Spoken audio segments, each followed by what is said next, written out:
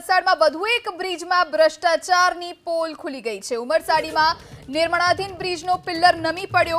Pillar અપ્રોચનો ભાગ નમી પડતા ખુલી ભ્રષ્ટાચારની પોલ। ચોમાસાના કારણે હાલ બ્રિજનું કામ બંધ હતું। 2022માં કામગીરી શરૂ કરવામાં આવી હતી। માર્ગ મકાન વિભાગની દેખરેખ હેઠળ ચાલતી હતી આ કામગીરી। ઉમરસાડીથી દરિયાકાંઠે જવા માટે આ બ્રિજ બની રહ્યો હતો, પરંતુ અચાનક તેનો એક પિલ્લર નમી પડ્યો છે, જેના કારણે ભ્રષ્ટાચારની વાતો ઊભી થઈ છે। બ્રિજનું કામ 2022માં શરૂ કરવામાં આવ્યું હતું, જો કે ચોમાસાના કારણે અત્યારે બંધ હતું। વલસાડ જિલ્લાના પારડી તાલુકાના ઉમરસાડી વિસ્તારમાં જે પ્રમાણે ઘટના બની એ ખરેખર ચોંકાવનારી છે।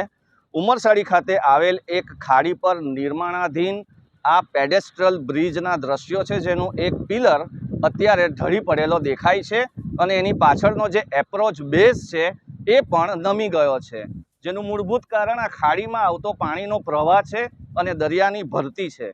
આ જે ઘટના બની છે એના વિશે અગર સમજીએ તો ટુરિઝમ સર્કિટને વધુ ડેવલપ કરવા માટે અહીંયા 126 મીટર લાંબો 5.5 મીટર પહોળો એક પેડેસ્ટ્રલ બ્રિજ 9.5 કરોડ રૂપિયાના ખર્ચે બનવાનો હતો, પરંતુ આ બનવા પહેલા જ એના પિલર અને એનો એપ્રોચ ભાગ એક તરફ નમી ચૂક્યો છે અને જે બીજો પિલર છે તેના પર પણ નીચેથી પ્રેશર આવતું હોય એવું અત્યારે સ્પષ્ટપણે દેખાય છે।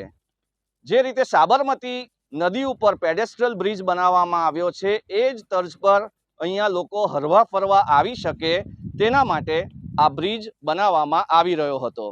હાલ આ બ્રિજના પિલર નમી પડવાને કારણે જે સ્થિતિનું નિર્માણ થયું છે કે એ બનવા પહેલાં જ એની અંદર કઈ રીતનું કામ થઈ રહ્યું હતું એ સ્પષ્ટપણે દેખાઈ આવે છે।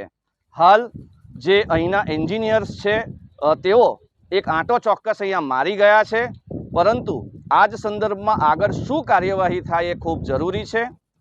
ગુજરાત સરકારના નાણામંત્રીશ્રીએ આ જ નિર્માણાધીન બ્રિજનું ખાતમુહૂર્ત કર્યું હતું અને કામ ચાલુ હતું તે દરમિયાન જ આ ઘટના બની છે।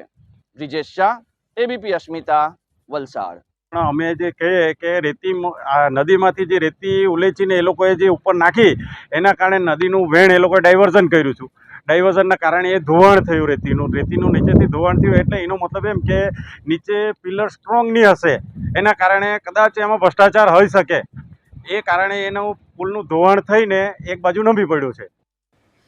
તો આ ઉમરસાડી પાસે બ્રિજ આવેલો છે। 2022માં બ્રિજની કામગીરી કરવામાં આવી, પરંતુ અત્યારે ચોમાસાના કારણે આ નિર્માણાધીન બ્રિજની કામગીરી બંધ હતી અને અચાનક આ સિઝનમાં વરસાદના કારણે બ્રિજનો એક પિલ્લર નમી પડ્યો, જેના કારણે ગુણવત્તા પર સવાલ ઉઠ્યા।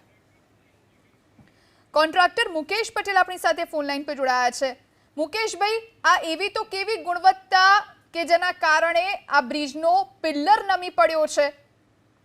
સાહેબ, એમાં બેન એવું છે કે પિલ્લર નથી નમી પડેલા, પિલ્લર વરસાદના પાણી પાછળ વધારે વરસાદ થયો એના કારણે પાણી વધારે આવ્યું છે અને પાછળ બી માટીનું ધોવાણ થઈ ગયું છે, એના કારણે થોડું નમી ગયો છે પિલ્લર।